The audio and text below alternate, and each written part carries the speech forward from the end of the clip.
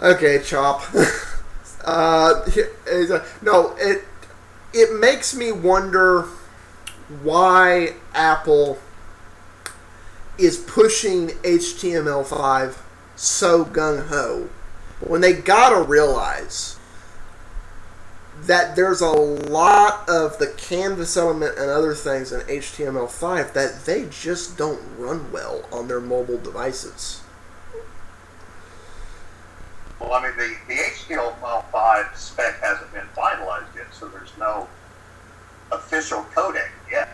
Right? Well, no, that's for the codec stuff. And actually, there's never going to be an official HTML5 codec. It's the video tag, that's the standard. W3 gave up. They tried to get everyone to play nice together, they gave up. They said, we're not pushing for standards. We're leaving it to the individual browsers to decide what they're going to support. And Safari's picked H.264 for video. And because of the way H.264 is licensed, Mozilla has been real resistant to go that path. They want an open one. They want one that isn't fee incurred, because it would really hurt Mozilla a lot. Of course. And that's why I think WebM is such a good standard in that regard, because it's open and it's free, so Mozilla can just implement it. Opera's already jumped on board. Safari is the only one sticking out there. Chrome's jumped on board, obviously, because it's Google. IE hasn't. IE's following the same road as Apple, but IE's going to indirectly benefit because on every platform IE's on, Flash is supported. And Flash is going to support WebM, so they get the best of both worlds by not sticking anything there. But as far as everything else, it's not ratified, but, I mean, you're not going to rewrite JavaScript. You're not going to rewrite HTML. If you go and look at what HTML5 is, the only thing I really see changing at this point is what would be like grammatically correct, like an XHTML, the difference between HTML versus XHTML of using a line break with just BR in brackets versus BR space hash, because one's more grammatically correct than the other, but both work just fine with the exception of some very picky browsers. I don't see any of that stuff really changing. So if you can't run the demos at this point, like if you go to the examples of rotating spheres and things like that, and ticking clocks and other things using the canvas element, if you can't run those well at this point, you can't run HTML5.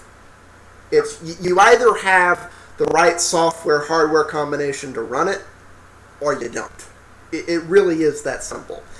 It's very crude, it's rudimentary, it's about to the level Flash was a decade ago. I think it's going to come depending on how fast computer hardware picks up. I mean, we're expecting sometime this year or next year, we're expecting some mobile devices that are capable of 2 gigahertz. So it's the real reason. It's like I love what's lost in this. The real reason we switched to all these plugins like Flash and everything else, when we used to do everything with JavaScript. JavaScript's a resource hog. It always has been. Especially if the JavaScript isn't written well and somebody has an infinite loop in there that just draws more and more resources. It brings a computer to a standstill. And if you're running too many loops, I've seen JavaScript that it makes no logical reason, but for some reason if you change the order the loops are processed in, it's an order of magnitude in performance.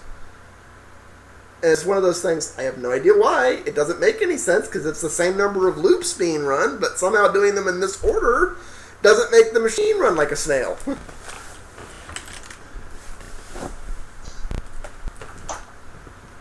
So I find it interesting that Apple's pushing that, because I'm almost wondering if it isn't a weakness in OS X itself. And the reason I say that is because there's some videos on YouTube where people show that they're on a Mac and they're showing CPU resources from Flash, and then they do something similar, like a pool game.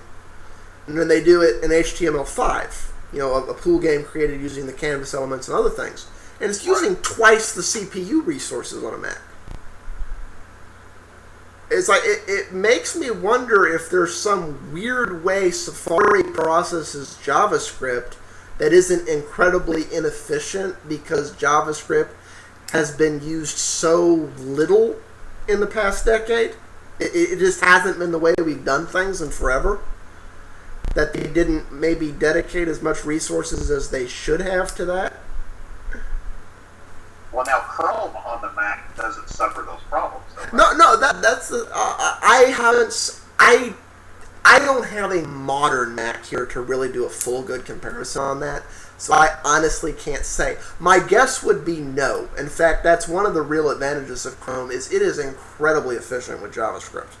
Yeah, it is a good browser. I don't use it a lot. I only use it occasionally. I don't use it a lot because I usually have 40 billion tabs open and I need plugins like tree-style browsing and other stuff, which that type of stuff is strangely absent in Chrome at this point. Right. I don't like the no menu bar style it's going. I like a menu bar. But I don't know why they're going that way. It's like, you can tell Chrome was a browser that was designed to, within one or two generations, run solely in full screen and basically use web apps. It's a web app browser. It's what it's designed for.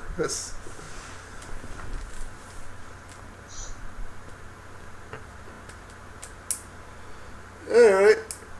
Unless you got anything else to go, I guess this would be the place to end this. I'm almost thinking, does that sound good to you?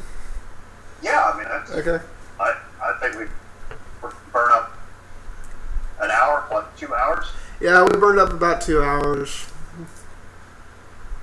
I don't have anything else at the moment. Okay, everyone. I think I'm going to burn one of my playlists on this just so y'all can make heads or tails of it, and I will try and figure out a better solution to make this easier to view next week. Peace all.